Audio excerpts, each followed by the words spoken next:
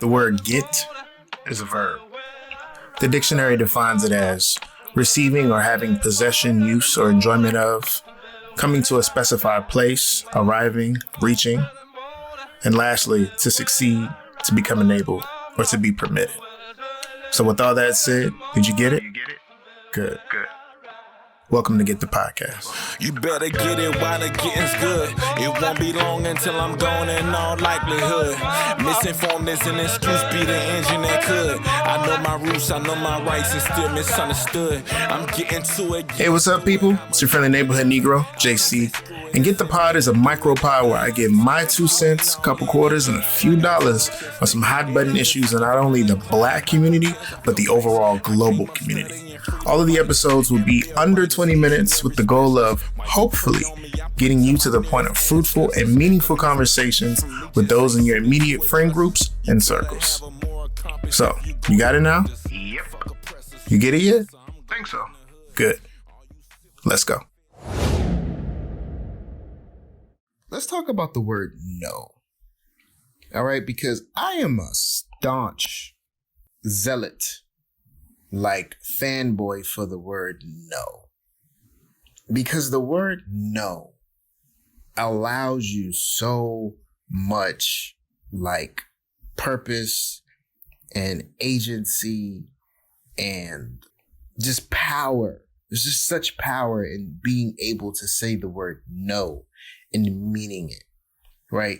Because some things will truly be out of your control, but if something happens and you say no, just a simple word no, and no, interestingly enough, is the same in a lot of languages, or is like a derivative of, like nesh is Swedish just no, or niet in Russian is no. So you still have the same firm one syllable n sound, just n.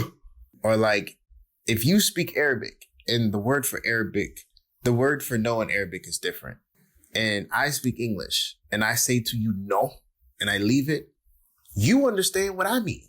And I can understand what you mean if you were to say that back to me. If you just no, that means no. You know what I'm saying? That just that strong n sound.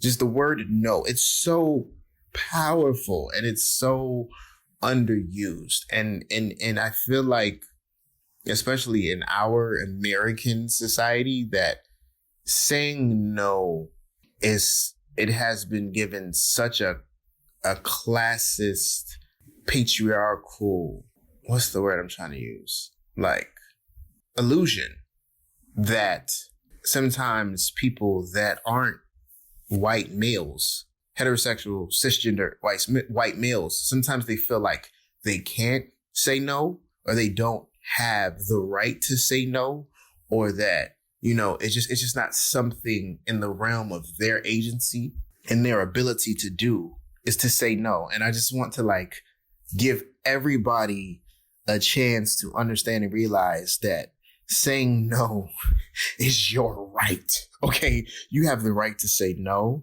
You have the right to say yes. You have the right to consent, and you have the right to dissent.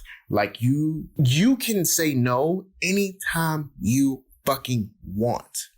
And no matter what happens, it is recorded throughout history. Your obstinance in the situation, your overt obstinance to whatever the fuck is going on. It's such a powerful word. Like, and I have such an intimate relationship with the word no. If you know me, you know I tell you no in a motherfucking heartbeat. If I don't feel like doing some shit, no.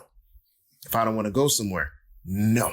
If you talking some bullshit to me and I don't want to hear it, look, I'm sorry, but no. And I'll just end the conversation and walk away. Like the ability and the power that comes behind that word, it's just amazing. Like when you can just wholeheartedly stand in your no. Because a no is a fuck you before fuck you was ever thought of and invented.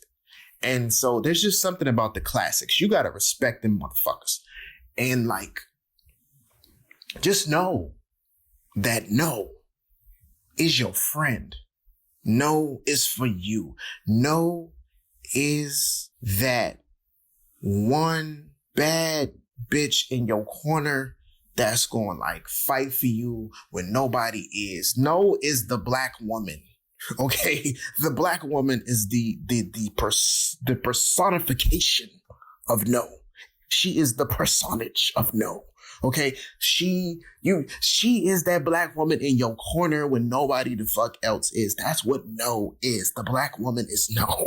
Okay, no is the black woman. Like, just think of that. That strong black woman that will be like, oh hell no.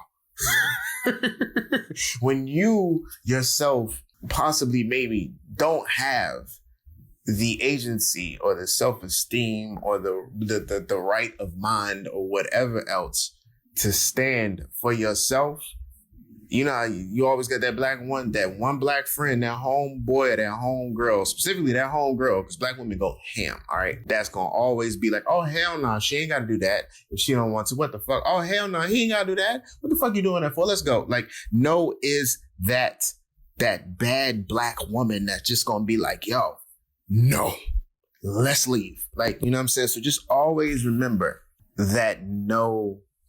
On a serious note, I was joking, but it's all jokes. Jokes based in truth now, by the way, but just, you know, it was jokes. But just remember, like, just the power and ability that you have to say no. And parents, let me just point this out to you, because I'm not a parent and I, for all intents and purposes, don't like children that I don't know or don't already like. So I'm not going to give y'all like, you know, parenting lessons, but I will say that there is something to be said where if your child meets, I don't know, grandma or whoever else or auntie or whomever, and that person goes to give your child a hug or something, and your child expresses that they do not want to do this, and you say, no, go ahead.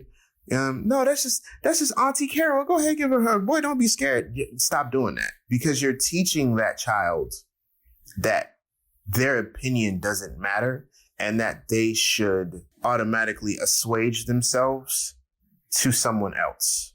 They're going against their natural instinct. You know what I'm saying? Like, their natural instinct, for whatever reason, is to say no. And that's not me saying that either, that, you know, like auntie or uncle, whoever is doing something to them. No. Some people just don't like to be touched, and they develop that at an early age, or, you know, and it's just, that's just how some people are. But what I'm saying is, don't force your kids. If your child is making a concerted effort to tell you something about that situation, you should listen to your child. Because when you teach your child to put aside whatever they got going on to, you know, appease another person, you're inherently teaching your child that their opinion and their want is not important, and you're inherently devaluing their agency and their power and the ability to say no, and the ability to express disinterest or aversion to something and it be respected. Like, we got to stop doing that to our kids. And that's not a black thing or a white thing. That's a parent-child thing. So let me just say that. Like, let me just, you know, because I was listening to a podcast not too long ago, like Ungentrified podcast with Kent, and they had a lady up there. They had two ladies up there that were sexologists, and they were just talking about how, you know, in the black community, how our bodies were viewed and over-sexualized or under-sexualized. And, it, you know, it starts as a child. One of the ladies was talking about how it starts as a child, that we have to stop, you know, making our kids do things that they inherently have an aversion to, you know, when there's no necessarily positive outcome to do it. Like, you know what I'm saying? Like, there's no positive outcome to making your child hug someone that they don't want to hug, except for to appease the other person. Like, which is fine, not really. But, you know what I'm saying? Like, what is this doing to your child? Like, you understand what I'm saying? Because children are sponges and they pick up on everything. And so, like, what are we doing to our little girls or our little boys? What are we teaching them if, you know, they're telling you, you know, they're trying to say at a very young age, hey, I don't want to do this. And you're like, no, do it anyway, because this is Auntie Carol. You're not really giving the child a good platform to stand on or a sounding board to sound off on. Like, you know, so let's just really reaffirm how we look at that with our children and the situations that we put them in at early ages and how that could affect them psychologically moving down the line. So yeah, just say no. Peace. Get the Podcast is a production from the OVT Network with original artwork by Kenzo Sturdivant and original music by Sincerely Blip. The podcast is hosted and edited by me, your friendly neighborhood Negro, JC. If you found value in anything I've said here today, please subscribe, like, share, and comment on YouTube or Instagram at the OVT Network. You can also connect with me, JC, on IG at JC from the OVT. Got to keep it simple, right? Don't forget to rate us 5 stars and subscribe on Apple Podcasts, Stitcher, Spotify, or wherever your podcasts are casted. And lastly, did you know that if you share this podcast with just one person, we would double in size the community? So, with that being said, get to sharing, goddammit. Thanks so much, guys. Appreciate you listening. Peace.